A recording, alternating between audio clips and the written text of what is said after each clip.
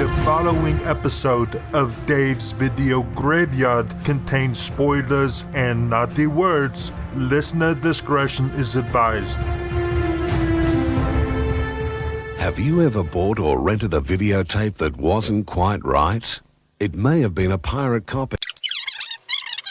Ratings advice. Use it. It's on every... We're going streaking! Dave's Video Graveyard. That guy in a little coat. At no point in your rambling, incoherent response were you even close to anything that could be considered a rational thought. I'm not a smart man. Shut up! One tubby. What's wrong with him? My first thought would be alive. Why so serious? Wise man say forgiveness is divine, but never pay full price for late pizza. Hail to the king, baby. Hey, Mom! The meatloaf! We want it now! The meatloaf! Of all the radio shows in the world, this is definitely one of them. Dave's Video Graveyard on 100.5 WOWFM. Okay, you people sit tight, hold the fort, and keep the home fires burning. And if we're not back by dawn, call the president. It is 100.5 WOWFM, Dave's Video Graveyard for your Monday night. A huge pleasure to be with you. It is time once again for one of my all-time favourite segments here on DVG. It is a guest choice special, and we are joined by a very special guest all the way from the land of John Candy. We are joined by Jusz Cosplay. How are you? I'm good, thank you. I'm excited to be here. Thank you so much for joining us. Now, you are what I would consider one of the upper echelon of cosplayers. Aw, thank you so much. That's so thoughtful. How does your life go being a cosplayer? I always have a mess on the kitchen table, and nobody ever really knows what color my hair is. Nice. So how long have you been cosplaying? This will be my 10th year. And it started off really slow, and now I'm up to doing about 8 or 9 events a year. And it just keeps ramping up. It's like a giant snowball. Yeah. What made you get into cosplaying? I have always been like a costume person. So like my whole life, my birthday is like 2 days before Halloween. So everything about my life has always been costumes. I used to work in a costume store. Everything was costumes. Plus I'm a giant nerd. Yep. And he's not wrong. And I didn't really know about cosplay until I saw online just something about people dressing up. And I was like, oh my God, that's so cool. And then a convention came to town, and I was like, oh, I could dress up like the people on the internet? And I managed to just like throw something together. And I went to the convention, and I didn't expect people to really like care. I just thought like me and other cosplayers would be like, hey, you look cool, like thumbs up, inside joke. But other people, like just regular attendees, reacted to me cosplaying, and I was like, oh no, I like this. This is validation. It was great. It was interesting and unexpected, and I think being able to be really creative with also getting to interact with people who like the same stuff as you is such a great feeling. Yeah, right. All up, do you reckon you could ballpark how many different characters you've cosplayed as? I know that I've done around 55 costumes. Yeah. But some characters I have cosplayed more than once. Like I have 7 Winter Soldier cosplays. I have 6 Black Widow cosplays. So I don't know, probably around 30 or 35 characters. And then I have, a couple of variations of different characters. Now, when it comes to cosplaying, are you one of those one and done type people, or you just constantly keep tinkering and bringing it back around and making changes? Or do you get to a point where you're like, I'm so satisfied and got everything I'd get out of doing this, I'm going to move on to the next costume? Yeah, I think my favorite part about cosplay is that I love to wear them. I know I'm friends with a lot of cosplayers, and everyone's a little bit different. There are a lot of people who the satisfaction is from making it. So there are a lot of people who are doing, and I'm just like, no, I just want to put it on my body. The goal of making this is to wear it. So I will, once I'm done the costume, generally I will wear it a few times, but I won't keep working on it because I'm like, oh, thank God it's done. Unless something falls off my body, it's done. Now, is the tips of your fingers, are they made of hot glue or not? They don't have a lot of sensitivity between hot glue and Warbler, which is a thermoplastic that you have to heat up to use.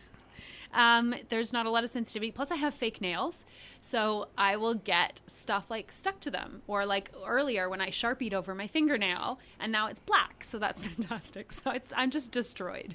Nice. What about when it comes to the competitive side? Because, you know, not to highlight it too much, but a lot of subcultures, particularly in the nerdy life, there's a lot of negativity does manage to get around. Yeah. How do you miss all that? I think the way you miss it is by not participating. So I think a lot of it is that you have to really embrace the community nature of cosplay. And that was something that was hard for me in the early days. Like my second convention I ever went to, I went as Black Widow from Avengers. It was the first costume I ever made. No, sorry, my third convention, whatever. And I was so excited to be Black Widow. And then I got there and there was another girl dressed as Black Widow, and like her hair, her wig was way better and her holsters were way better. And I was getting really sort of down. And my husband took me aside and he was like, you worked really hard. You should be proud of what you did. You shouldn't be comparing yourself. And I was like, oh yeah, I bet she worked really hard too. Yeah. So then I was like, well, I got to find all the Black Widows at this convention and get photos with them. And now that's become sort of the way that I try to celebrate the fact that we're all nerdy together, is I try to make sure that I'm like sharing the love. Like if you're dressed up as the same thing as me, clearly we both love that like the same amount. So let's love it together. And I think that sort of like, if you look at it that way, you're not in competition with anybody. Yeah. I remember going to, I reckon it was Supernova one year, and there was two guys dressed as Hellboy, particularly Ron Perlman's Hellboy. And I managed to overhear one of them just being like, oh, look at him. All he's done is painted a Nerf gun. Mm-hmm. You know, I've 3D printed all these parts and put it all together. And I was like, wow. Because I come from the punk rock scene, and that is the most gatekeepered like genre in Adelaide, where it's like, no, you're not the right kind of punk. You're punk, but you're not this kind. And I was like, wow, that exists everywhere, it seems. It really does. And it's unfortunate. And listen, wherever you get people, you will get conflict, and you will get everyone has really strong opinions about something they're passionate about. And listen, I can go on and on about how cosplay hosts mispronounce EVA foam until I'm blue in the face. But I'm not like saying they shouldn't have a job. Just saying they could pronounce it better, and I don't want to talk about it. But I think that we need to just keep that positivity going so that it overtakes any negativity. And so that is the outlier and just the drop in the bucket, not the whole experience. Yeah. And given this is just a really wild assumption, which I know you should never do. Given the age that I assume you are, well... Oh, let's see how we go here. As a 15-year-old, I was just wondering, you have obviously grown up through nerd culture was a dirty word. When I was in primary school, if you were caught with a comic book, oh my goodness, you were the biggest loser ever. Luckily, I skirted it and only read Star Wars film adaptation oh my God, books. I read all the Star Wars novels. So I was like, I'm fine. These aren't comic books. But then you've obviously seen the way the world has changed, and it's now a multi-billion-dollar industry. It's insanity. And it's so funny because, you know, a lot of us film nerds grew up like loving Kevin Smith. And now you can listen to like 8 hours of him every week just talking about nerdy stuff that he loves. Yeah, it's incredible. Like when I was going through high school when the Star Wars special editions were re-released. As was I. And that's how I got into Star Wars. I wasn't into Star Wars before then, but they came out, and then my neighbor had the VHSs. So I watched the originals, and I was like, this is the greatest. I'm into this. I was into all the novels. And like I was the weird, awkward kid that people made fun of. People were horrible to me in high school, junior high and high school. It was the worst. And I think I was really lucky that I didn't let that stop me liking those things, because I was kind of like, well, you don't like me, so why should I change? And so I kept a lot of just enjoying things because I did. I feel fortunate that my younger self didn't bow to that peer pressure about the stuff that I liked. And now when I look back at it, I'm just like my high school reunion, my 20-year reunion is coming up. And I really, I can't go back because of COVID. But I really wanted to go back and be like, who's hot and nerdy now? And just I literally make part of my living being a nerd in public. And it is the most liberating thing. I was so lucky when it comes to primary school because I got into pro wrestling so bad one year, but a year earlier than everyone else. Yeah. So I was the losing. You're ahead of the curve. I was the losing wrestling guy, and luckily it boomed, and suddenly it was the hottest thing on earth. And I was like, so it's okay now. Yeah. And then I was like, so we all cool with Star Wars yet? And everyone's like, nope, not yet. And I was like, oh, that hurts. Oh, yeah. Force Awakens, when Force Awakens came out, I was like, my time has come. Well, when I'm obviously I grew up in the Outback, so there weren't any conventions, nothing like that. So I got just through pop culture, an idea of what cosplay was. And I've never committed to it myself because maybe as of 10 years ago when I was really interested in it, there was no fat characters. Yeah. And not that matters, but I enjoy the idea of screen accuracy or the source material being accurate. And so I kind of lived vicariously. And where I get my cosplay art is Book Week. And I am the biggest dance mum when it comes to Book Week. I'm like, what do you want to be? Do you want to be something intricate 6 with months moving parts? in advance, let's go. And 3 years in a row, we've now won first place at Book Week. However, my son Oliver won last year, and I was quite disappointed because he got up on the microphone to make an acceptance speech, and he said how long it took. Yeah. And until then, we were acting so nonchalant, just a couple of weeks. A little bit of time, Just a couple of weeks. It didn't take long at all. So yeah, that's pretty much my my step into your world, if you will. That's super cool. I love that. Book Week's not a thing we have in North America.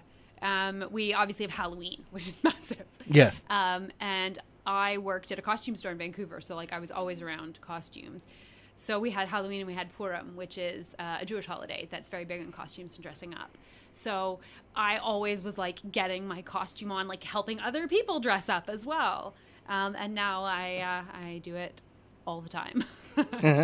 That's amazing. Now, obviously, I sent you the quiz that we do, the high fidelity quiz. However, there's another one that you don't get told about. Uh-oh. So this one is just more of a would you rather. Okay. So it's pretty generic. So let's see if we can get to know a little bit about you through these. All right. Harry Potter or Star Wars? Star Wars, because J.K. Rowling ruined everything. Yes, she did. Breaking Bad or Game of Thrones? Neither. Nice. Same. That's my answer. Congratulations on getting the secret correct answer. Oh. Selma Hayek or Selma Hayek? Oh, Selma Hayek. Perfect answer. You got the tone, everything perfect. It originally was Sandra Bullock and Selma Hayek, and it was so one-sided, but... Oh, I think Would both... you like that question? Oh, both are a good choice, though. I'm happy with either. I'm an equal opportunity. Nice. All right, taking a look at the next one. Lord of the Rings or Back to the Future? Oh, Back to the Future. Nice. Good answer. Yeah. Brad Pitt or Leonardo DiCaprio, and you apply them to your favorite role of theirs. It can be any era. I'm going to go Brad Pitt, Mr. and Mrs. Smith era. Okay, nice. Yeah, I'm not a massive fan of either, but I think I like Brad Pitt more. Also, Deadpool. Nice, very nice. Shawshank Redemption or Stand By Me? I have not seen either. Wow. I know. This is a very short episode tonight, ladies and gentlemen. I'm out. Edward Scissorhands or Nightmare Before Christmas? Nightmare Before Christmas. Nice. The Halloween movie. Johnny Depp or Gene Wilder? Ooh. Yeah. Oh, I'm going to go Gene Wilder because Nice. I pretty much love everything I've ever seen him in. Good call. Yeah. Blazing Saddles wins it outright. Young for me. Frankenstein. Nice. Yeah, I love Young Frankenstein. Arnold Schwarzenegger or Sylvester Stallone? Schwarzenegger. Good answer. The Witches, 1992, in brackets, or Matilda? Matilda. Great answer. Oh, I just love Matilda. That is a top 5 film for me. Yeah. The Lost Boys or Interview with a Vampire? I haven't seen Lost Boys. So I guess I'm going to default go with Interview with a Vampire. That's which fine. I did enjoy, and I used to role play Vampire the Masquerade, and there was a lot of inspiration from that film, so it probably would have been that anyways. Nice. Batman, whatever one you want. Yep. 89. Or Spider-Man, anyone that you want. Oh, Spider-Man. Okay. Yep. I'm getting some Marvel vibes from your list this evening. Gee, I wonder why gestures to the Steve Rogers written on her chest. Gets uncomfortable at the gesturing at chest. Stares straight ahead. Deadpool or Harlequin? Oh, Harley. Wow. Yeah. Yep. Okay. Yeah. I'm not a Deadpool fan. I have seen the movies. I think Ryan Reynolds does a good job. I'm not a Deadpool fan. I like Harley, especially now. Like It's current for us. Harley. It's for us nerdy edgelords. Yeah. And funnily enough, the character is teasing the audience that embraced it, which Yeah. I love that about it. And it's a cosplay in joke of Oh. how many Deadpools will I see at a convention. Well, because I remember when we first started going with our family, it was Jokers, particularly Yeah. Heath Ledger Jokers. And it's about And to it's- come around. It was Deadpool's, and then it was Harley's, and then I think we skipped over Joaquin Phoenix Joker. Yeah. And I think we're going to go back into Deadpool, which I think I'm more okay with. Here's a question out of a hat. What cosplayers smell the worst? Generalized by character. Not cosplayers. No. Attendees. Attendees. Yep. Okay. Most cosplayers do not want to sweat on their costumes. Yeah, true. I saw, we went to Melbourne one weekend, and I reckon it was either Supernova or something, and one of the attendees had gone as like is it a Warhammer 50K? Like one of the a big suit. Yeah. 40K, yeah. Yeah. And just the hulking mass, my brain goes to, because the few times, like I think about Book Week, as I said, the amount of getting from the car to the school, I just think of cosplays like that. Having is to get to the venue from your car. so much commitment. Mm-hmm. Okay, this one's probably not going to resonate very hard with you, because obviously it's very Australian-centric. Okay, let's see. Aggro or cheese TV? I literally have no idea what you just said. So, much like Fox Kids that you would have got. No, not Fox Kids. Whatever the afternoon cartoon show and the morning cartoon show was. Yeah. There was two in Australia. One was hosted by essentially the worst puppet you've ever seen, like made of an old bath mat. He was very borderline. Anything with "ist" at the end of it, he was like, so it was all very. But that's the way pop culture. I'm not making any excuses. No, but that's the way Australian pop culture was then. Everything was like thinly veiled racism or all this other stuff. So you had the puppet, and then the other hand, you had two cool kids, essentially Poochie from The Simpsons. You had two human versions of Poochie that were about 15, and they used to host, and they'd give away Nintendo 64s. And that became the edgy new thing that got rid of aggro. But you everyone has one or the other. Oh, yeah, no, I've only been here 14 years, so I skipped all that. That's fine. I'll let you get away with being wrong. Whew, thank you. Pizzas or burgers? Oh, pizza. Oh, nice. Great answer. We keep getting burgers, and I thought that was going to be a clean sweep every week. No, burgers are getting, really, fancy right now. Like, you can get, burgers have just, everything on them, and they're 6 inches higher than your mouth, and so I think people are really into burgers right now, but I cannot go past pizza ever. If it comes with a skewer in it holding it structurally together, I think that's cheating, because that's not a burger. That's a weirdly shaped it's a shish tower. kebab. Ninja Turtles or Ghostbusters?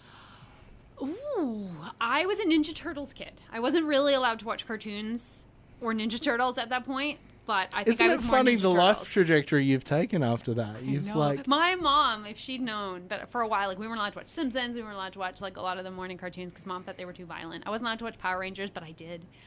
So yeah. I was a very sweet, innocent kid until we got the internet, and it was like, oh no, I went too far the other way. Yeah. Friends or Seinfeld? Neither. Nice, good answer. Yeah, I like 90s sitcoms. Give me The Nanny, or anything that was on TGIF on ABC, American ABC. But I was not. I don't like Seinfeld, and I was really lukewarm on Friends. Okay, Yep. Yeah, soz. No, that's fine. Well, that's the shot out of the cannon quiz that you didn't know about. Ooh. So we're going to get into a little bit of music here on DVD. Don't forget, you can join in the conversation. Simply head to any social media, look up Dave's Video Graveyard on WOWFM, and let us know everything we're getting wrong. We always love fact-checking because sometimes our spam and junk folder gets too empty, so make sure you send through all corrections. Very prompt. This is 100.5 WOWFM. What, were they cycles? Or? They look like psychos? Is that what they look like? They were vampires. Psychos do not explode when sunlight hits them. I don't give up how crazy they are. Talking movies on the radio. This is Dave's Video Graveyard on 100.5 WOW FM. Only after dark.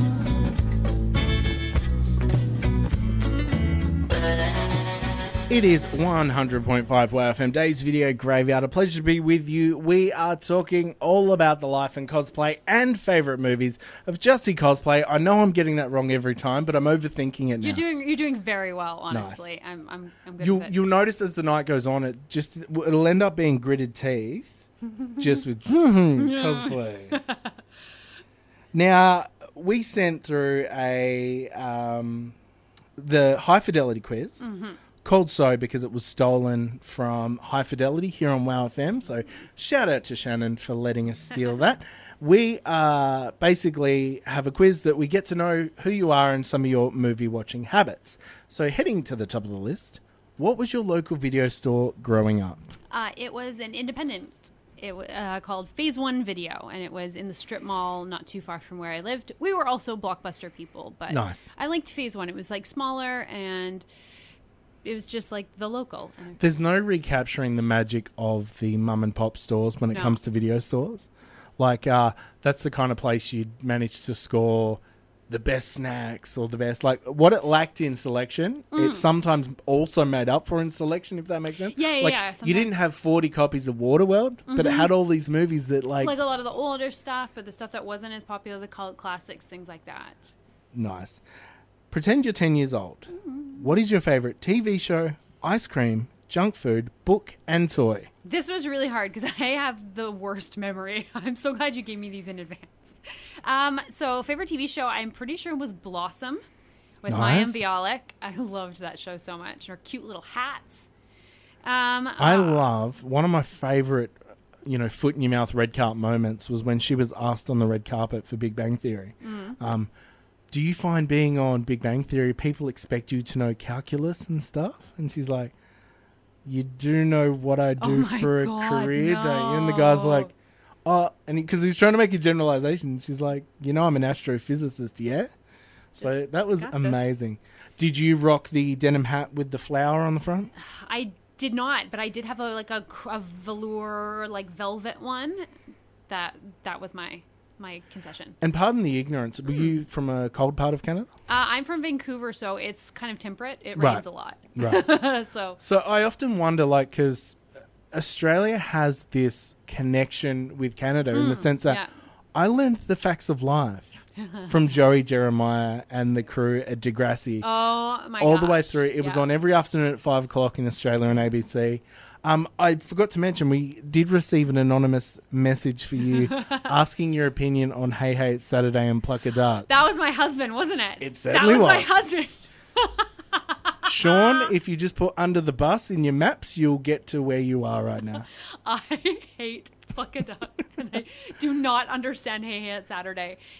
We watched this whole, actually really fantastic special on, I think it was on the ABC, on the history of Australian comedy from the 50s onwards. Yep. It was amazing and really, really interesting for someone who didn't grow up here. And I just don't get Hey Hey It's Saturday and Pluck a Duck weirds me out. So whenever Sean and Pontip find Pluck a Duck stuff, they send it to me. And I'm just like, go away.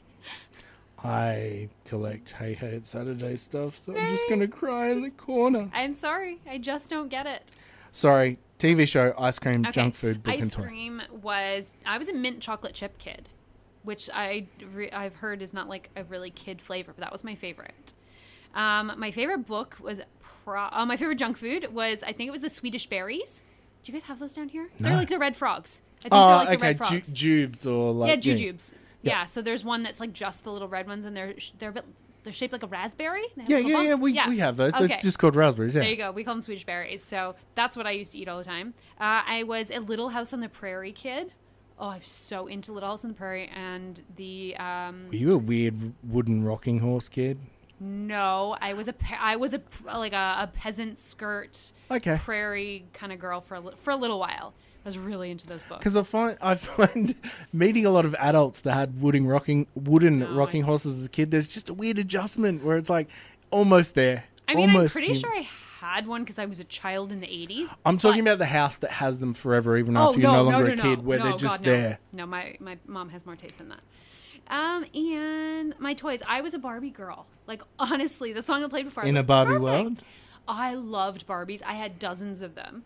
And what I loved to do is I made up these super elaborate adventures. Like, Barbie was not just Barbie. Barbie was like a model, but she was also a spy. Oh. Or they were at a high school and then some big disaster happened and then there were superheroes. Like, my Barbies were the way I acted out all my crazy story ideas. Yeah. Yeah, so I was... And I was very similar. I had Action Man. And my sister's Barbies played a lot into that. And still, I will argue to this day, the greatest vehicle-based playset on Earth is the Barbie Dream camper van, where it came out as a little. I never had my that. My sister had it, and she grew out of it, and I'm like, keeping it. Yoink. Keeping it. Yeah. So that's where Action Man lived, even though it's pink, and it doesn't matter, because colours are colours. Exactly. What about books? Little House on the Prairie. Oh, sorry, Little House on the Prairie. Yeah, and also the Lucy Maud Montgomery books, the Anne of Green Gables, and all of those. Because I'm Canadian, that's kind of built into our DNA. Did Saddle Club hit in Canada? It was. I was not. You were either a Saddle Club kid or you were a Babysitter's Club kid. That's the other thing I should have put. See, my brain, it does not work. Also, a Babysitter's Club. I had literally 2 shelves full. I had all the books, all the super specials, and some of the little sister ones. So. And I just read a lot as a kid. Not to be too gendered, but it was Goosebumps for chicks. To a degree, yeah. Especially because there was the mystery ones as well. They were a little bit spooky. Choose Your Own Adventure, where you had to turn to a certain page. Choose Your Own Adventure was so great. And if you didn't like where you ended up, you're like, you just go back. Yeah, where was I again? Nice. Yeah. All right, next question. Do you prefer, pretend it's not the year that it is, would you prefer to watch a movie at home or at the cinemas? At the cinema. Nice. I really like the experience. Awesome. And what is your food of choice at the cinema? Popcorn with M&Ms poured into it. Nice. Because then you get the mix, the sweet and the salty, and the M&Ms get a little bit warm and soft.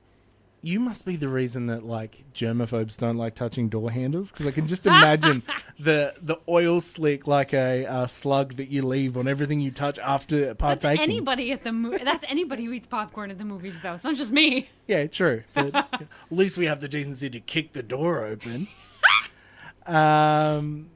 Which fictional? Some of those were words. Which fictional character do you relate to the most? I think Princess Leia. Nice. Yeah, always annoyed at people not doing what she tells them to do. Usually the smartest one in the room. And, yeah. The one that explains, how anything could be solved and no one ever does it. Yeah, pretty much. I'm not a committee. Listen up, Sean. Oh, he knows.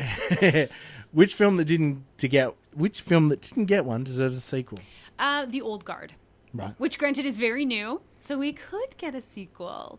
Enlighten those of us who don't know what that is. Okay, so The Old Guard is a film that came out on Netflix earlier this year, and it's got Charlize Theron and a bunch of people who I can't remember the actors are. Was Oscar Isaac in that? No, there's a really hot guy who looks like Oscar Isaac. Right, because I've seen the Netflix cover, but haven't actually watched it. It's based on a comic book by Greg Rucka, whose work I love from Wonder Woman, and it's spectacular. Basically, they're immortals.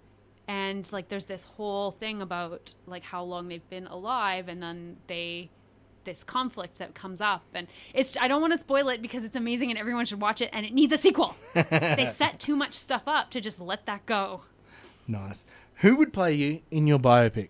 Jamie Alexander. Okay. So Lady Sif from Thor. Yes. Yeah. And from Blind Spot, she's I love her, and there is a vague similarity there. Yeah, I can see it. I can see it. Let's jump back in before we finish the quiz. Let's jump back into the music here on DVG. People think they're seeing ghosts.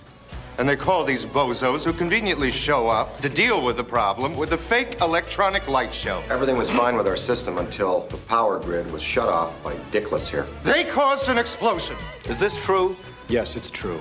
This man has no dick. This is Dave's Video Graveyard.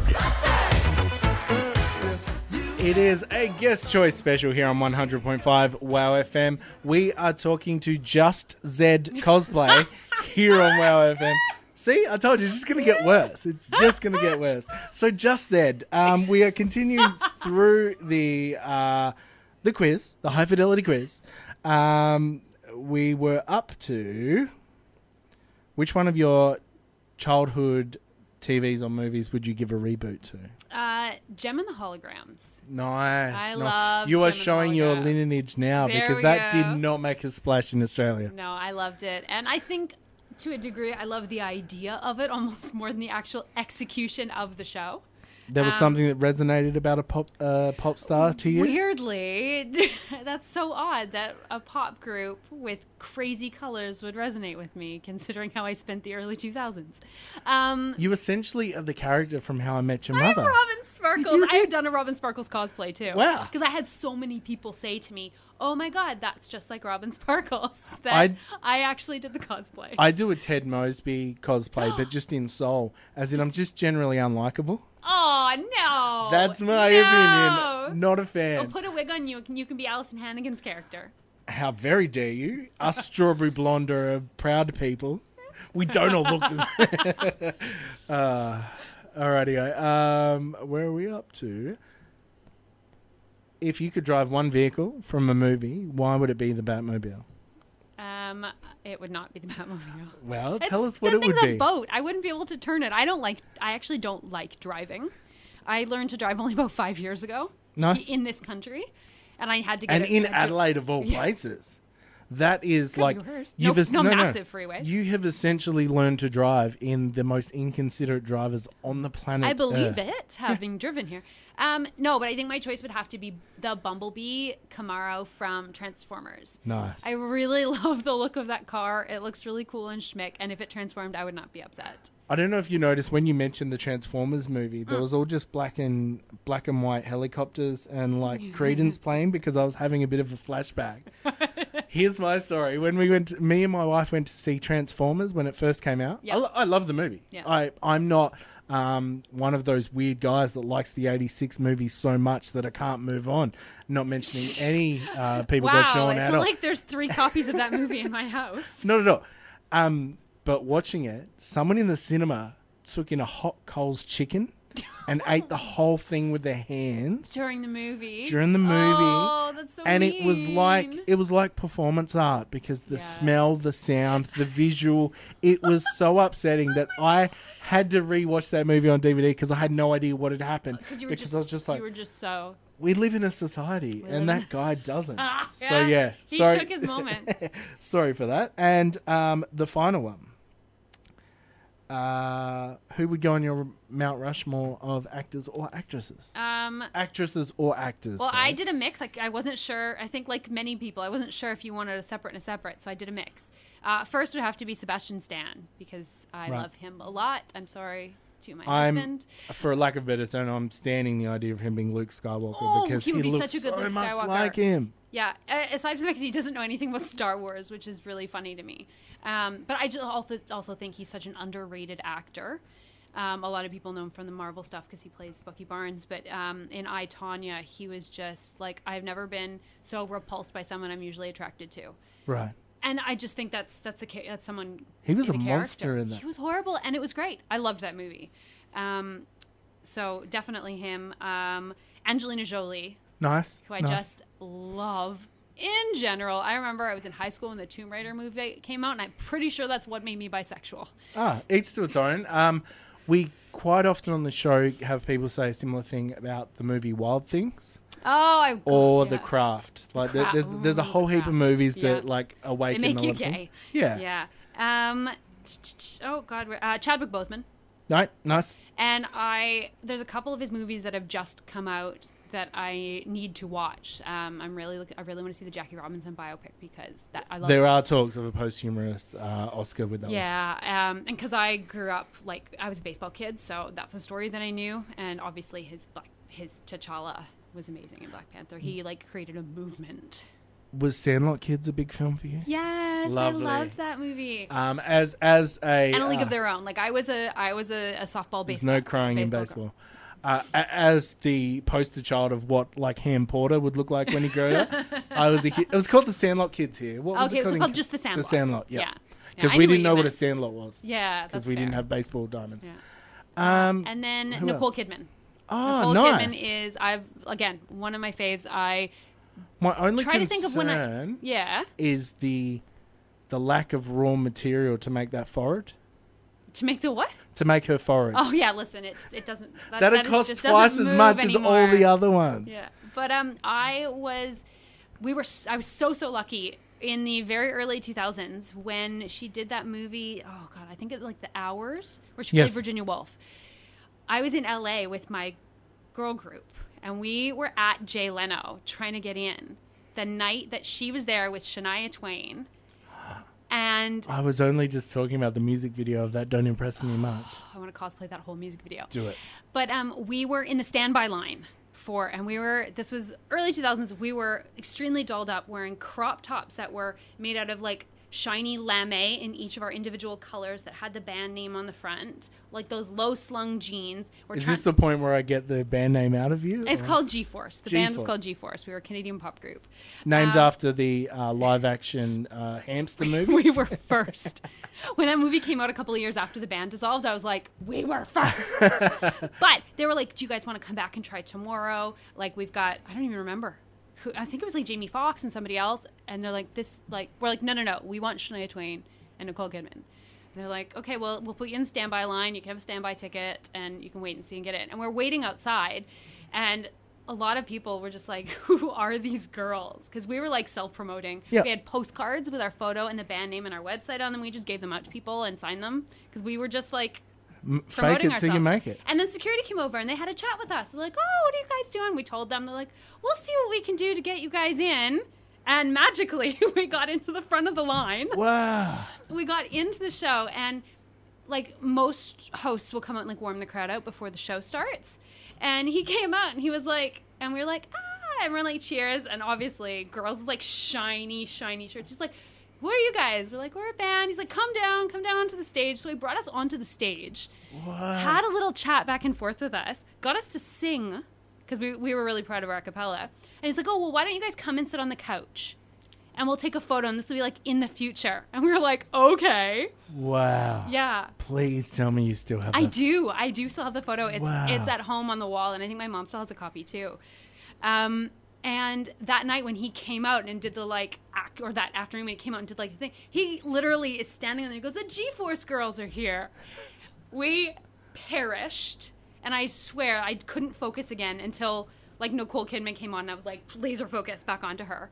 But Nicole Kidman is just inextricably welded to my life now from that moment. I feel like that night is the lead up to the biggest existential crisis the next morning. Because what do we do now? What do we do now? Yeah.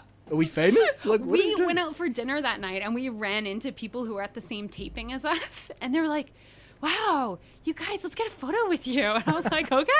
Oh, that's incredible. That is an amazing story. Yeah. I'm so jealous. However, pretty weird, but cool. We can still be friends because it wasn't Conan O'Brien. Because No. if it was Conan O'Brien, we couldn't talk. We couldn't because be the friends. jealousy That's of fair. us strawberry blonde people meeting. Right? It's a lot like Hancock, where we just get drawn together, all us strawberry blonde people. Yeah. So awesome. Well, that is the high fidelity quiz. I think it's time we play a little bit of music, and straight after that, we'll be getting into your top 10 favourite movies. This is 100.5 WOWFM. But I think that the music was a little loud. Are you afraid of it? No, I just don't like techno. You would if you had robot ears. All the movies, none of the knowledge. This is Dave's Video Graveyard on 100.5 WOW FM. I hate your face. Did you say something? The year was 1999, and now that the year is 2021, let's get into scary territory when it comes to live radio, because we will talk all about a movie that's all about sexuality and especially conversion therapy. We're getting deep. Jesse, you have chosen 1999's But I'm a Cheerleader, directed by Jamie Babbitt. Why did you choose this movie? I love this movie, and I haven't found a lot of people who really know about it, but when I first saw it sort of early in the period when I was figuring out my own sexuality, and it was such a revelation to see a movie with gay characters that wasn't a tragedy, for one thing. Yeah. This movie is so sarcastic and funny and satirical, and it takes this idea of gender and conversion therapy, and it makes these points about it while also being quite funny. And I really think that it's such a fun and cool movie, and every time I watch it, I get something different and something more out of it. And it handles the subject matter in a very unique way, because 1999, a lot of this stuff would have been a punchline, and I'm sorry to say. Yeah, no, but you're not wrong. Like, think of the likes of Sorority Boys, all these movies where, or even worse, the action and horror movies where the LGBT, stumbling on my words, they were thrown in as almost a characteristic of a bad guy. Like, look at Buffalo Bill and things like that. Like, there's always this weird politics that was attached to this queer kind coding. of thing. Yeah. And it's amazing that this movie came out in 99 and it would hold up. Yeah, I think it does. It's the first time most of us saw RuPaul out of drag. Yes. And I think for a little while, I almost didn't connect. Like, I was like, oh, yes, that's RuPaul. But I didn't connect with Glamazon RuPaul. Yes, yeah. And I mean, it's got Natasha Lyonne and Clea Duvall and Melanie Linsky, who I actually have on this list twice, apparently. She's in two of these movies. And it's just... And Dante Basco, who from Rufio from Hook, who I just love. And Clea Duvall, I always thought she was the coolest in the faculty. Yes, she was like the edgy goth chick. Yeah, and she's gone on to direct and everything now. And Jamie Babbitt went on to do Gilmore Girls. Yep. The film Girls. Like, she's done a lot of very positive female-led films, which is fantastic because, like I said, she was in a whirlpool in 1999 of all these movies that did not handle the subject matter in a way that's appropriate. Yeah, and I think it's an independent film as well, so you're seeing a bit of freedom. I think they did have a problem with their distribution initially. At least that's what Wikipedia told me. No, you've researched. But it was, but really, for me, it was just so refreshing to see like this happiness around people accepting themselves and being gay. And like, there's another movie, I think it's from the late 90s, Lost and Delirious. I think it's a Canadian movie. And it's got a couple of like Piper Perabo and a couple of the like ingenues of the time. And it's beautiful, but it's very depressing.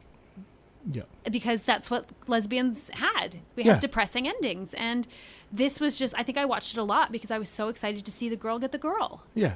And I'd never seen that before. And even you look at the very like particularly around the time, you look at a lot of the self-serious films that came out that tackled this kind of subject matter. Yeah. They were self-serious to their own detriment. Where they were too involved in their own art. It almost painted a lot of these lifestyles as disabilities, essentially. Do you know what I mean? For lack of a better way of putting it. No, it was art. Like that was the the way you get your problem action resolution. The problem was the sexuality. And it's like, no. I bet the whole time, obviously, the road to hell is paved with good intentions. They were intending on shining a light on this, this terrible thing. But I think the way the world was at the time. Yeah, and like I said, this is testament to how well something could get handled at a time where it wasn't getting treated well. Exactly, and we're talking the same year that American Pie came out. Yes. So, oh God, that's true, isn't it? Yeah. Natasha Lyonne's in both of those. She was in both, yeah. She was Jessica in that and Megan in this. Yeah. She went on to fall in love with her amazing performance in Orange is the New Black. Yes. I always loved her in a film called Down and Out in Beverly Hills. Oh my gosh, yes. It is such a good movie, but like no one I've ever talked to has seen it.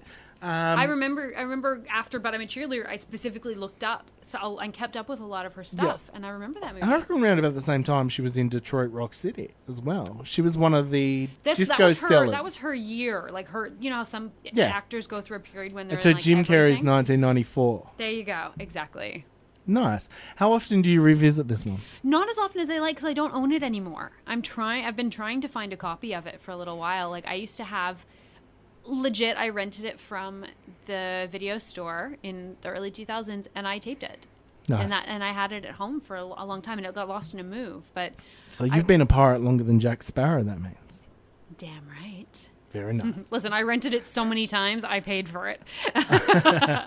We've all got movies like that. Yeah. Well, let's move on to our next movie. This is 100.5 WOW. Looks like you're keeping your bod pretty tight. You looking pretty good yourself? Well, every day's a workout when you gotta carry around a 20-pound python in your jeans. You and your dick comments. It's fun to say them. It's fun to hear them. That's why I say them. That's why I listen. All the movies, none of the knowledge. This is Dave's Video Graveyard on 100.5 WOWFM.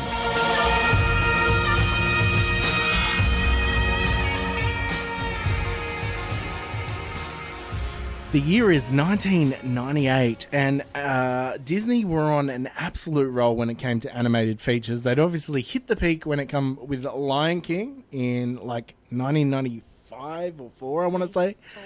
Then they went from strength to strength to strength, and while they were on that run of amazing movies, 1998, we saw the release of Mulan. It was such an amazing movie, fantastic classical story, and let's see how long we can go other than me right now before we mention Eddie Murphy.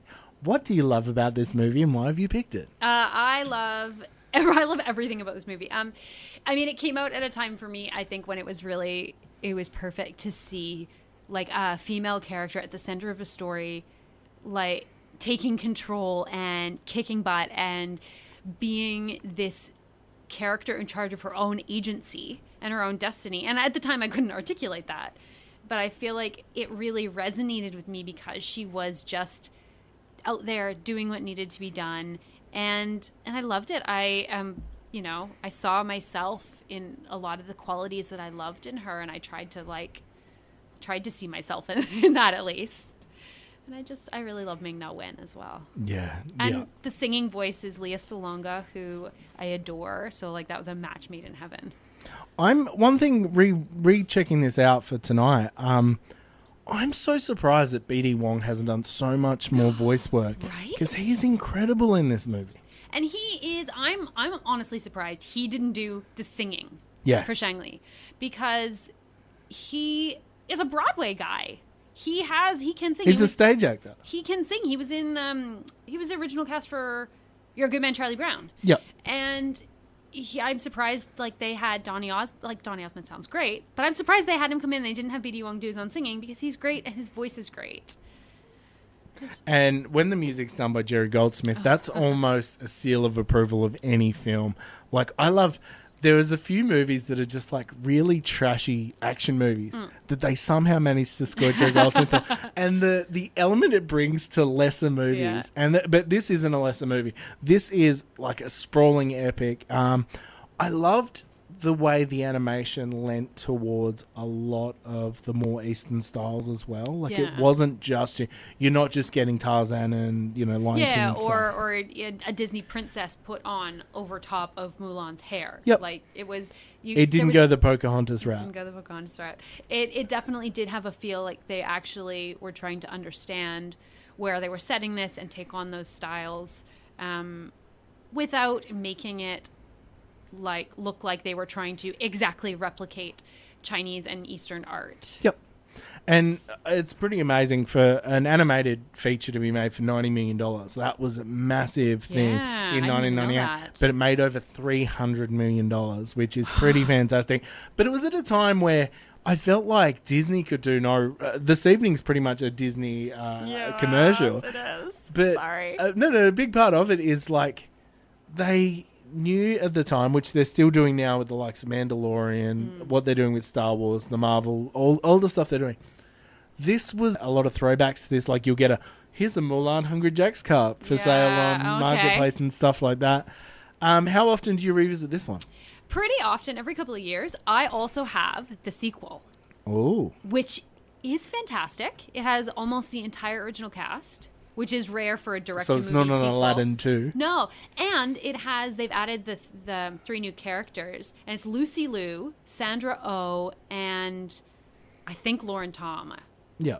And it's a great addition. It's not phoned in, and I really enjoy it. So if you like Mulan, you haven't seen the sequel, you should definitely check it out because I think it's really good, and I definitely rewatch them over and over again. Awesome. This is DVG. Don't forget you can join in the conversation. It is time to cover your next film. And if someone comes up to you with an attitude, you say, eat me. And if you want to shine them on, it's hasta la vista, baby.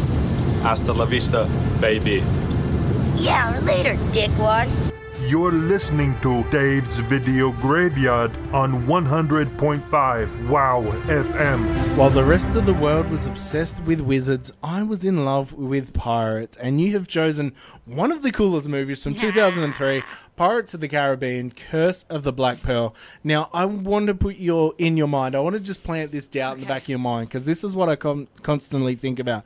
Can you imagine being the lead that played, the equivalent of Jack Sparrow in the Disneyland ride before this movie existed? There wasn't one. Wasn't there? No, I actually been to Disneyland before this. There was no overarching character. It was all just...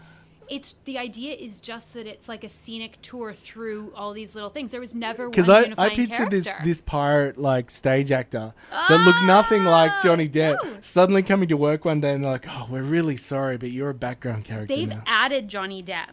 Yes. Since. And they've added voice lines because we were in Tokyo Disney the other year and I've seen it since, but I was in Disneyland in 2001, I think, which was just before the 2 years just before the this. movie came out, and it was as is. And so when they were like, "We're going to make Pirates of the Caribbean," I was like, "It's a ride that's dioramas, beautiful, incredible ride.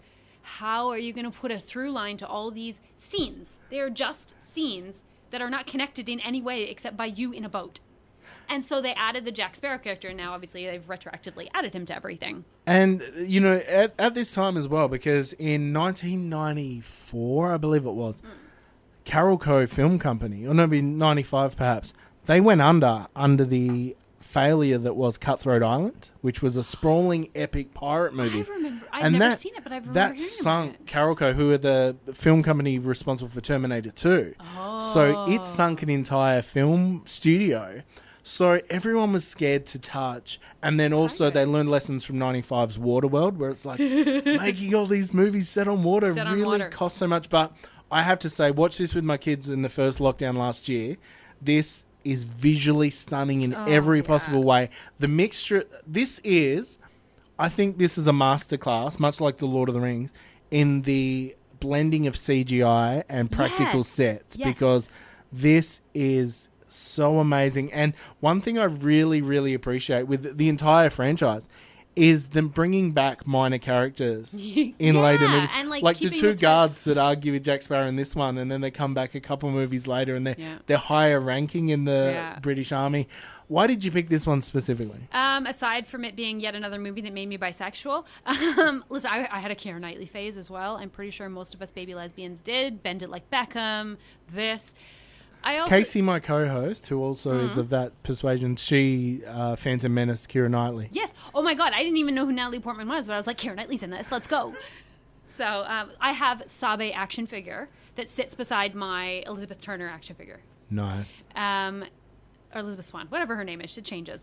I just love this movie. I think it is one of those, like, not like literally specifically perfect, but I think it's a perfect movie in that it's enjoyable from beginning to end. All the characters are engaging. Like for me, seeing like Elizabeth being so feisty and she's sassy and she like talks back in a way that we don't expect of women from that era, which was really refreshing. You've got the earnestness of Orlando Bloom's Will Turner. That's such a great foil to Jack Sparrow, who was a style of character we hadn't really seen much of. And like, it's great. And like, listen, I still, to this day, use more like guidelines, really, for everything. And I learned, I've watched this movie so many times, I've watched it with both the commentary tracks. Because Keira Knightley and Jack Davenport do a selected commentary track where they just do their His scenes. character arc is insanely amazing in all Connor these. Norrington. So the two of them do a track that's just their scenes pretty much, and it's hilarious. Oh my God, look at how I'm pouting. Couldn't they put a better light on us? Oh my God, you remember this? It's great. And then there's a one with Gore Verbinski and Johnny Depp, I believe. That's the full movie. I learned so much about never let the monkey or whatever is better looking than you be on your right hand side. Right. Always you should be on the right hand side, so that the you are the eye's drawn first to thing it. that is Yep. seen. And I've been using that in cosplay, and I've used that in photo taking since 2003. That is so I learned funny. that from the monkey. It's great when you can learn a lesson from Monkey. My two favorite visual scenes from the entire franchise. One would be in this, and it's Jack Sparrow stepping off the crow's nest of the sinking ship onto the dock. I was like, that is, and I know it's Gorgeous. overused in podcast and radio, but that was chef's kiss. That was That mwah. was beautiful. And it was so effortless that your eyes like need to catch up for a second Yeah, for you you're to like, go, oh my God. And the second being in the later, I believe it was at World's End, which is to me where the franchise fell down, but it is the interceptor ship. Yeah. Getting surrounded by the Black Pearl and the Flying Dutchman. Yeah. And they all fire all their cannons, and the commander walks slowly down the ship. And it's all done in ultra slow-mo, and the entire ship tears apart. That is my favorite scene in a movie, I think, in a long, long time. I hadn't remembered until you said that, and now I can picture it so clearly. And you're exactly right. It's such a beautiful, interesting shot that you wouldn't expect from not at all. Pirates of the Caribbean. And that's one thing I've noticed about your list was on like surface value of looking at the list. It's like, oh, it's all big blockbusters and stuff. But if you actually break it down, so many of them feature things like this where it's like, no, it's not just a blockbuster. There's like an X factor to each one of these. Yeah. And I think before we run out of time, we should move on to the next one. This is DVG.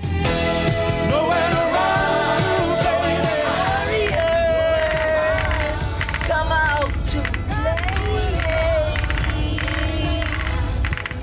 Warriors, come out to play.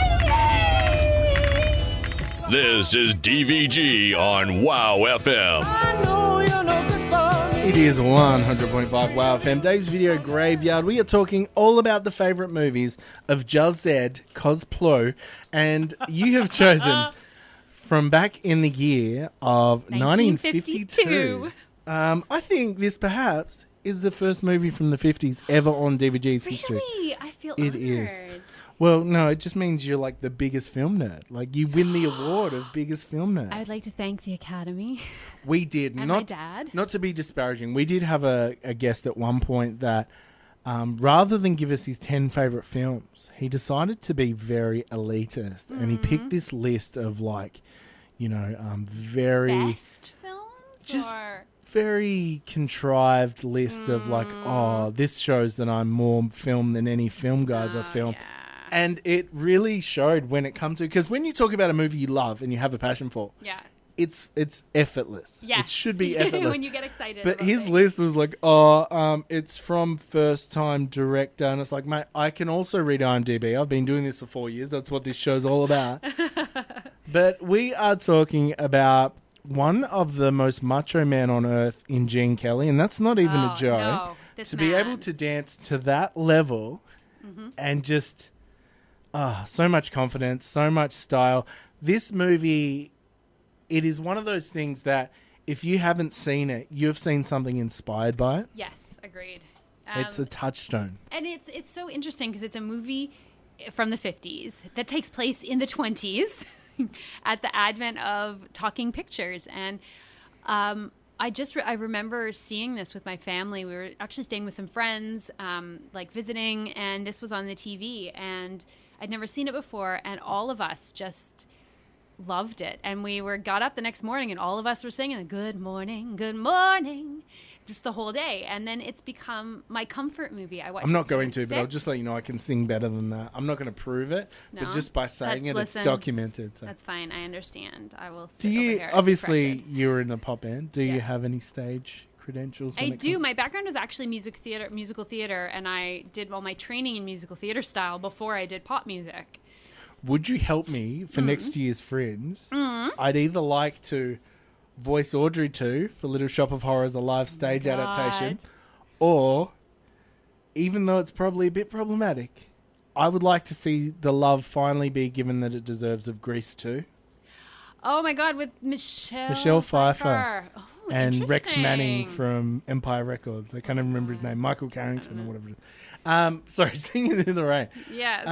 So this has like a lot of nostalgia for me. This is like, and it's my sick day movie. It's my not feeling good movie. It's just, it makes me so happy. I know all the songs. I know half the dances, even though I can't dance. And it just, it's joy. I've seen the stage show a couple of times. And even in my house, like, and I can't stand them. It's just, you know what I'm talking about. If you know, you know. And Debbie Reynolds is timeless. It's so funny because I grew up as a kid watching like Grease, thinking it was filmed in the time that it was set. And just thinking that Travolta and Olivia Newton-John had aged amazingly because of this movie that they did in the 60s. And that's exactly the same thing. Like, I remember when, even though it's a somewhat obscure movie, when the Kevin Kline movie In and Out came out. Yeah. And Debbie Reynolds plays his mum. I was like, shocked. Wow, she's aged really well from the 20s. How's she still alive from the 20s? This is amazing. No, she's so effortless in this. She is joy to watch in this. Her dancing, her singing, it's beautiful. It is amazing. And I wonder, like, much like the late 70s Superman movie that was responsible for a lot of kids getting hurt with the capes of towers, I wonder how many people tried to do the run up the walls that Gene Kelly was so amazing. Donald O'Connor, the other guy, does that. Yes, he does the run up the wall. But I wonder how many injuries were caused because of that. Because the first thing I do every time I see it is like, I could do that. I can do that. I'm not Just need enough gonna. momentum. If Margot Robbie can do it in high heels, I can do it. Exactly. It's going to be easy. So you revisit that one every time you have a sick day. Pretty much, yeah. It's because I know it so well. It's comfort food. Movies like that are comfort food. Absolutely. Awesome. Well, we better get into the next one. It is 9:20. This is DVG. What is it? It's a gun rack. A gun rack? A gun rack. Yeah, right. I don't even own a gun, let alone many guns that would necessitate an entire rack.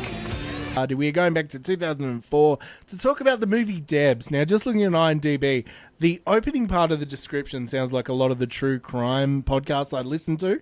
And the opening says, plaid-skirted schoolgirls are groomed by a secret government agency. Now, if you were to stop there, that is like, that's QAnon right there. I had not read that. But if you put it in full context, to become the newest members of the elite National Defense Group, it's essentially Charlie's Angels in high school, from what I can see. Yeah, it's Charlie's Angels in, they're kind of college, they're kind of high school. I'm not really sure if they know what they are. And this is another one that I actually think, and this oversells it a little, but I think this is a perfect movie. I really love all the characters. I love the actors that are in them, and I just think it's so fun. And it's a story we hadn't seen done this way before, where the hero falls for the villain falls for the hero, but they're both women, which like never happens, and it's just funny. Like, listen, Lucy's beef with Australia just, it gets me. How very dare you. No, that's it. I'm going home to watch Canadian Bacon. That's it. That's it. You've upset me. I'm on Alan Alda's side now. Sarah Forster, Jordana Brewster from The Faculty, Megan Good, who has had an incredible career. Mm-hmm. She did so well in Californication and has just gone from strength to strength. Devon Aoki, I reckon, I'm just trying to think. She's from Fast and the Furious. There's something I watched recently. I think it may have been Boss Level. Yeah. And she was amazing in that. She's fun, and she's very fun in this because she's French and she just does not care about anything. She's like, they're kidnapped and she's smoking, and she's like, put that out. We don't have enough oxygen. This was originally a short film. It was about 10 minutes. And screened at a queer film festival. Well, because when I looked it up, I was like, there was two from the same director. But yeah, she remade it after it did so well. And it's the same story told in 10 minutes versus then told in an hour and a half. But it's just fun. And honestly, It's so funny. It's so clever. It looks expensive. That's one thing I won't take away. Like that was the comparison to Charlie's Angels. Yes. It doesn't look like they've spared many expenses with this movie. And funnily enough, like looking in the director Angela Robinson's work, she also was behind Herbie Fully Loaded. Yeah. I was like, that bright color of like almost, larger than life color of everything. I was like, oh, I see it. Yeah, and I love... Listen, I am a raging feminist, and I love a female twist on a traditional story. Like, we see a lot of, like, men action heroes and in teams doing heroic things, and it's not often you get to see an entire team of women doing heroic things. And they're not falling apart because they're breaking nails. Like I said, it's not done in the way that, Hot Shots or something along those lines would do, where it is a punchline. It was actually... It's taken seriously within the universe. Like, it's silly, but it's silly because we're looking at this, not because they think that they themselves are silly. Yep. Awesome. And how often do you revisit this? How often? Because I've got to say, I'd never heard about this movie. How often are you met with blank looks when you try to sell this to people? All the time. That must be a Canada thing. Yeah, because this is a DVD I brought with me from Canada when I moved. And my husband hadn't even heard of it till I showed it to him. None of my friends have heard of it, not even because gay DVDs friends. are maple leaf shaped. Yes, the Canadian and ones. they smell incredible. I bet. Like bacon. How many of the stereotypes do you play into? Of the Canadian ones? Yeah. I say "e" a lot, Right. and I say "sorry" a lot, and I don't know. I'm really polite. Yep. And I really like bacon. Nice. And red. So none of them at all. No. And for anyone listening, obviously radio is not a visual medium. We currently have Juzzy here dressed as the lead from Due South, which was my favourite TV show growing up. Brendan Fraser? No, it wasn't Brendan Fraser. That's Dudley Do-Right. No, Brendan Fraser. Wasn't it Brenton? Wasn't the character something along those lines? But I just remember his dog was called Diefenbaker. That's right. I loved that movie. President. That's the show that I keep telling people about, and I met with a blank look. I'm like, do you remember? Because it used to be... He was a Mountie, and he worked with an American. He did. And it then had... I cannot think of the name of it. There's like a Canadian punk rock band movie. And the lead of that replaced the detective that he worked with. Yeah, they were like... And it ruined the show. Because also, just to make it a sitcom in the 90s, the ghost of his Mountie father also helped him solve crimes. That's right. Oh, so anytime God, he was... I love that. I love Canadian shows. Due South is a fantastic show. The bomb. I need to revisit it. Yeah, I do too, because I haven't seen it since any of the original airings. So what about a big thing that's noticed, which essentially the conduit of it now is Sydney. It's somewhat well known in the film industry that it's a lot, because of tax breaks and the creative government, it's a lot cheaper to film in Canada than it is in the US. Toronto and Vancouver. So what do you think when you like to watch, you watch an episode of Nash Bridges where they drive past the Golden Gate Bridge and then they turn the corner and they're in the middle of Vancouver and stuff that. Yeah. I'm the Leonardo DiCaprio meme of like pointing when I see stuff. Any of the CW shows that are filmed in Vancouver, I'm like, that's the Alex Fraser Bridge, that's Pender Street, that's Cambie, that's the Cambie Street Bridge. I always loved there was a photo of... I'm the worst. There was a photo of a selfie someone had taken from the apartment they lived in of Deadpool getting shot on the bridge behind them in Canada. Yeah, Deadpool's filmed there. They were like, at He's least Canadian though. Yeah, at least Ryan X-Men? Reynolds. Yeah, X-Men. Playing with stickers. My fingernails are fake. I can't peel stickers. That is totally fine. Let's play a little bit of music as we continue this list here on 100.5 WOW. Relax, don't you ask when you want to go. What is this? A center for ants? What? How can we be expected to teach children to learn how to read if they can't even fit inside the building? The center has to be at least 3 times bigger than this. Talking movies on the radio. This is Dave's Video Graveyard on 100.5 WOWFM. It is DVG as we continue this guest choice special. It is time to head back to the year 1985, so 25 years before my guest this evening was born. Why did you choose this movie? I was obsessed with Clue. And I was going to say, what is the movie? It's Clue, based on the board game, which, like Pirates of the Caribbean, I didn't think could be done, and I was wrong. And it is just so much fun. It's got this amazing cast of actors: Tim Curry, Madeline Kahn, Leslie Ann Warren, Christopher Lloyd, Michael McKean from Spine Shank. Yeah, Spine Shank, I said. So he's from the new metal band from Spinal Tap, should I say. And it's insane. And it's like madcap and unexpected. It actually, I've got to say, watching the trailer, because I remember seeing it, but it's a very long time ago. It seems very British in its humor, very dry in a lot of the delivery of what's happening. Tim Curry looks like he steals every scene he's in. It's so memeable as well. If anyone has seen like the meme online of the lady with the black hair, like flames on the side of my face, it's from this movie, and it is just, the whole thing is quotable. The whole thing is memeable. And my friends and I got so obsessed with this movie in high school that we remade our own version, and I still have it on VHS somewhere in my house. And it was just like, there is so much you can do with this movie, and there's so many fun little things that it's just like, I really don't think anyone could watch this and not have a good time. Yeah, definitely. And it also had 3 endings. Oh, really? It has 3 endings, and when they screened it in cinemas, you only got 1 ending. And so people would see the movie. The idea was to get people to go back and see it again. But people would see the movie and describe the ending to each other. And it'd be completely different. When you get it on video, on DVD, it has all 3 endings. But just, I love that idea. It didn't do very well in the cinema, which is a crime. But this idea that you wouldn't know which ending you were getting when you went to see it. And it's funny that you say that this is such a huge part of your childhood, this movie, because it does come across as, you know, a typical 80s parent movie. Like, this seems like the movie that, you know, this is what Australia would play as midday movies for the following 20 years. Yeah, I can definitely see this. Yes, agreed. So, yeah, it just, so much about it just reminds me of, like, you know, it looks like it's shot in the same hotel as Fawlty Towers. So it just has that real... And it's another one of those. It was filmed in the 80s, but it takes place in 1954.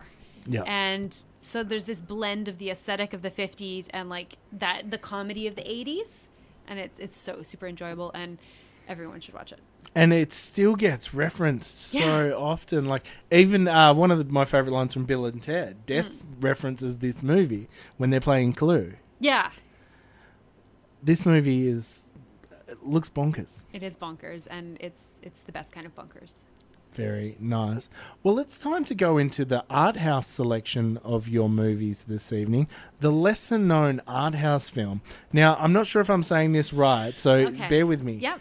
Mayville's Caped in America.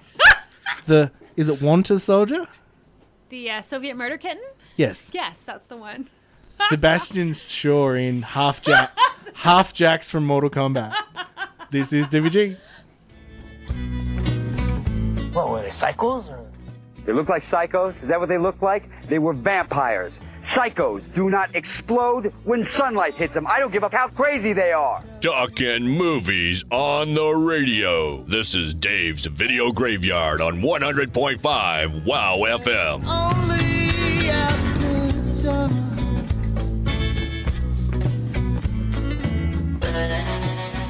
It is 100.5 WOWFM. We're talking all about Jusz Cosplay's favourite movies of all time. And it's time to get into the MCU with one of the most important films in the MCU, because it is such a connective tissue in many, many ways. We are talking about Captain America, the Winter Soldier, starring the guy from Not Another Teen Movie himself. Oh, God, I love that movie. I do too. Why did you pick this movie? I picked this movie because, like you said, it's super, super vital to the overall Marvel Cinematic Universe. I think it's such a fantastic movie as a film. Like, even if you're not, like, a superhero person, and it's a political thriller. Like, this is another example of Marvel taking a genre and putting Marvel characters into a genre. Like, I never would have been like, yeah, I'm sure Marvel could do a political thriller. But they did. They managed to put intrigue. It's the Marvel put into Val Kilmer's The Saint. Like, it's espionage. Yeah. Jumping off buildings. But one thing I've got to say, we talked earlier this evening about the change in the world's view of nerd culture and stuff. And I've got to say, for someone that didn't grow up with comics, the way these movies manage to portray the characters and who they absolutely. are. The scene in the trailer when Winter Soldier one-handedly captures Captain America's shield. I remember the reaction of all the genuine diehard Marvel guys in the room when they saw that. Yeah. And I was like, oh, this is something. This is MCU started out with obviously Iron Man, and it started to build and it started to connective tissues and stuff.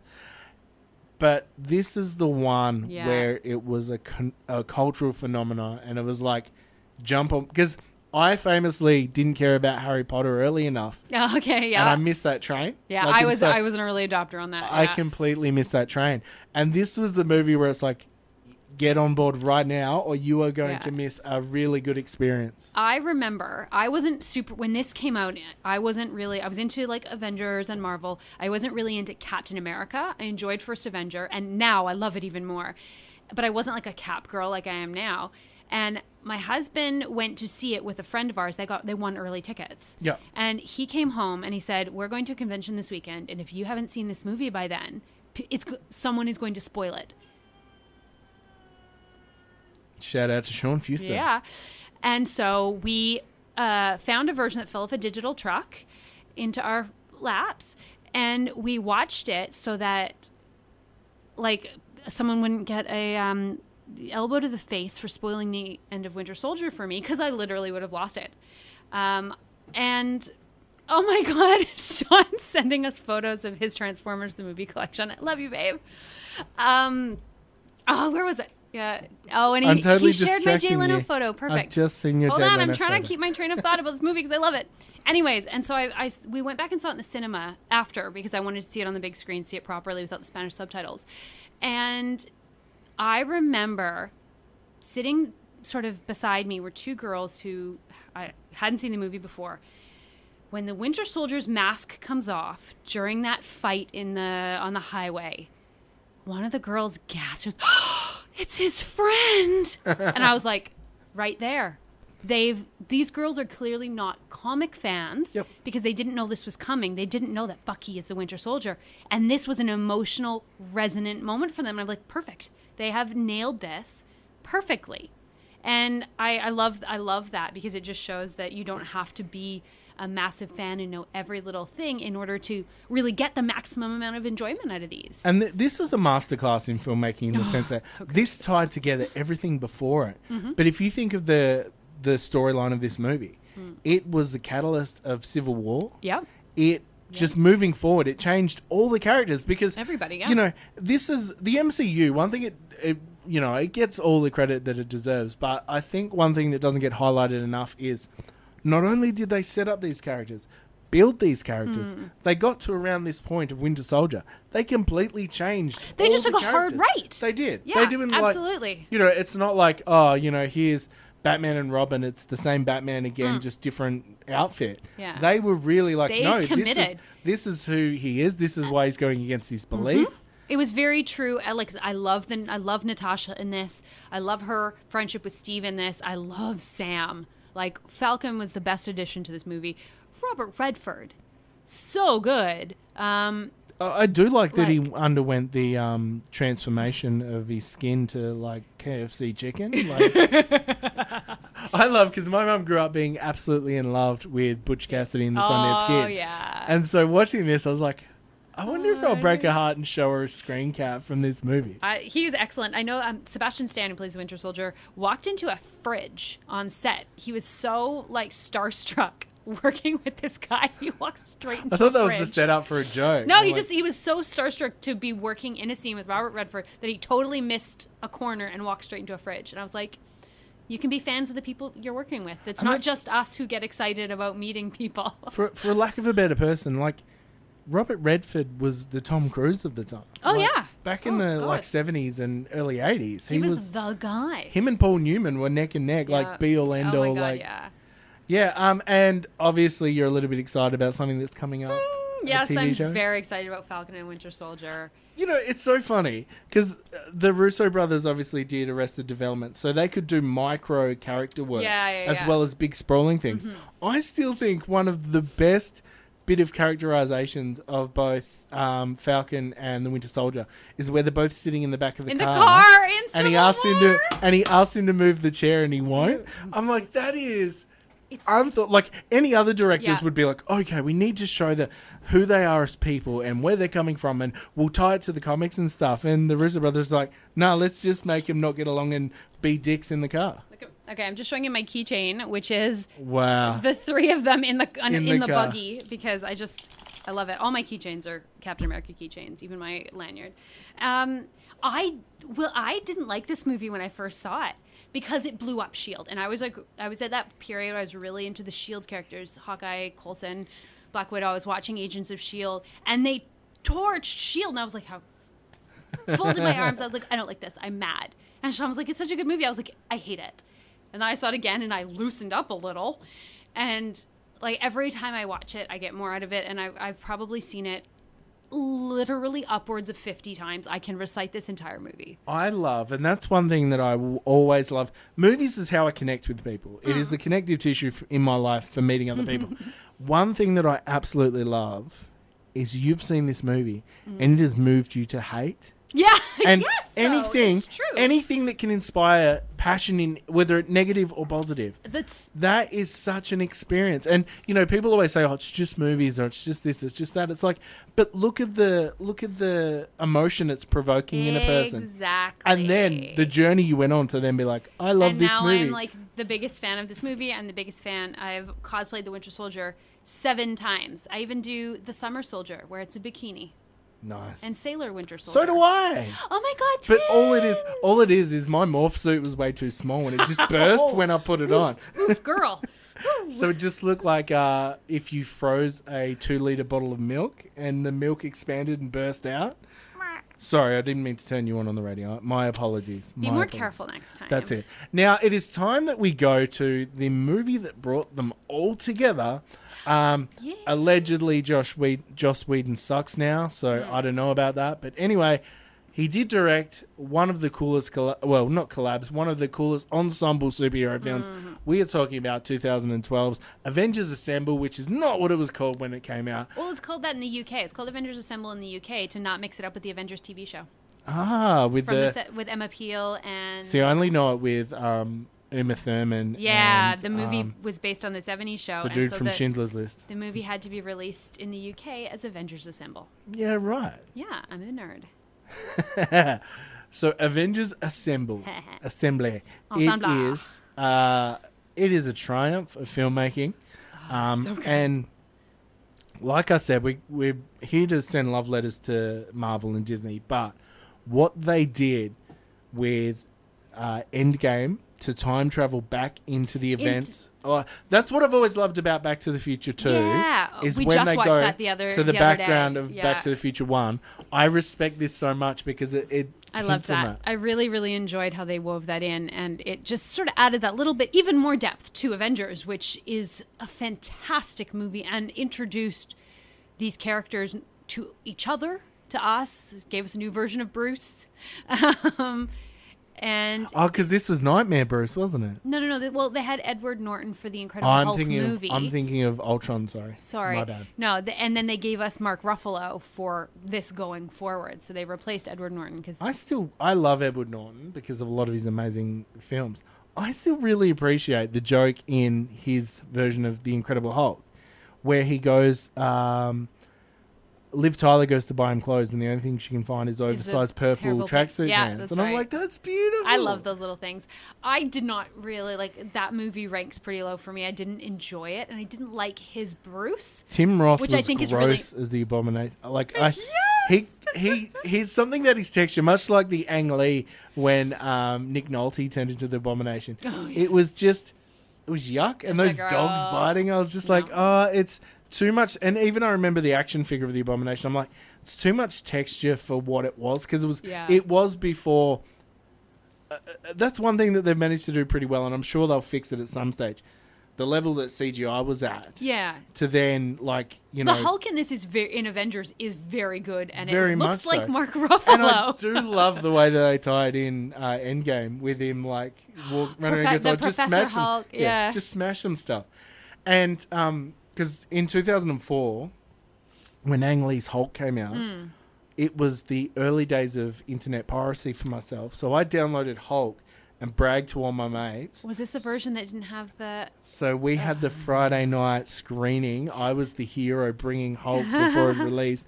And we're watching it. And suddenly this tank just spins around the desert and gets thrown. And we're like... Yeeted. Oh, no. There's no Hulk in that scene whatsoever. And it turned out it was a test print with none of the CGI finished. Yeah. So it's like, you pirated. Ha ha. Yeah. I've got good at it now, though. Yeah. You go to a point. There's that version, like, I think X-Men Origins, there's a test print as well, kicks around, that has, like, the dodgy CGI and some, like, gap fill sort of things. I think I only saw that, like, a clip of that the other day, and I was like, wow, I thought this movie was bad before. Well, it's one of my favorite things when it comes to filmmaking is Van Damme playing the Predator in his he was originally supposed to be the Predator, and he's wearing a bright orange suit, and it looks like Louis the Fly or something. Like, it doesn't look like what Predator went on to be. Yeah. If you could be any character from the MCU, who would you be? Black Widow. Black Widow. Oh my God, she's the coolest. I love her a lot. The fact that her movie's not out yet is killing me. I was going to say. Killing me. One of her newly added superpowers is the ability to delay a movie more than any film ever made. Oh my God. I am so excited for that movie. I'm so excited for more Natasha. I think that there were a couple of points where she has been criminally underused. And that's one of the reasons I like Winter Soldier so much, is they do so much more with her character, with her personality, that you get a feel for who she is. Because 2012, like, obviously, female characters have come a long time, even since 2012. There was no Black Widow toys. I know. When Avengers came. I know. I own most Black Widow toys. I have one whole shelf that is just Black Widow toys.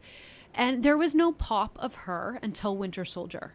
Which is criminal. They removed her from the Age of Ultron toy and put Captain America in it. The fact that I will not buy Avengers merchandise that doesn't have Black Widow on it. If it just has the four, Iron Man, Captain America, Hulk, and Thor, I won't buy it. I don't care how cute it is. Because they're, like, who knows the Avengers as a 4-piece rather than as a 6-piece? Yeah. Or now as like a 12-piece. But they're a bucket now. But there was no merch for her in the early days. And it really continued. I don't even think I own a pop for her from... Oh, maybe I do own an Age of Ultron one. I'm not sure. But I own most of the stuff that's come out of her, and it was really hard to find. Yeah. Very annoying. Well, believe it or not, that is 10 movies that have shaped your life. Amazing. Thank you so Mary.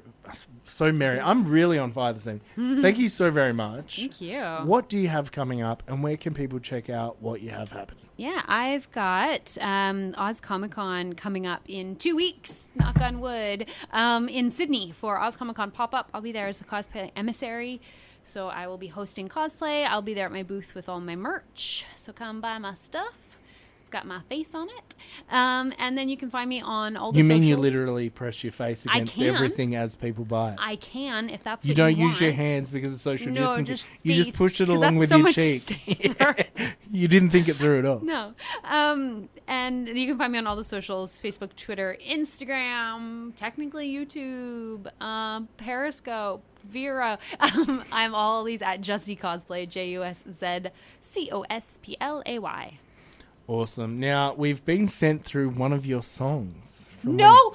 We haven't. I just wanted to see your reaction. My husband betrayed me? Wow. I would believe it. As strong and confident as Sean is of a man that I've met, the rage that just came out of the face part of your body was so genuinely terrified that I couldn't even commit to the joke. You're just like, oh no, she's going to Hulk out. Oh no, she's going to break some stuff. No, but... No, nobody needs early 2000 pop music in their heads at 10 How o'clock very at night. dare you? Have you never listened to this show? Honestly, I will find it and I will be playing it. It is on YouTube. I will... Please come back. Yes, please. I would love to. And you have to be part of the podcast as well. I would love to. I've had so much fun. This has been such a good time. Thank you for having me. Awesome. This is 100.5 WOWFM. Make sure you check out Jusz Zed's, all of the stuff she's got going on. Spelt Z-E-D as well. Make sure you search that. Don't you send them to the knockoff. I don't know if there's a knockoff. I think the knockoff would be Just Y. Instead of just Z. Because it's not quite... Or just V. Yeah, just double. V. Yeah, there's 25 other Juzzies. Yeah, they're just... Awesome. This is 100.5. Actually, I just realized we forgot to talk about Tangled. Yes, that's okay. I love Tangled. It's amazing. It's beautiful. It's the Disney Renaissance, and I love it. And it is the cool retelling of Rapunzel. Yes. Well, it is time that we do hear some early 2000s pop music, now that you've triggered me. It is time that we hear one of the coolest bands out of the UK ever to exist. This is 100.5 WOW FM.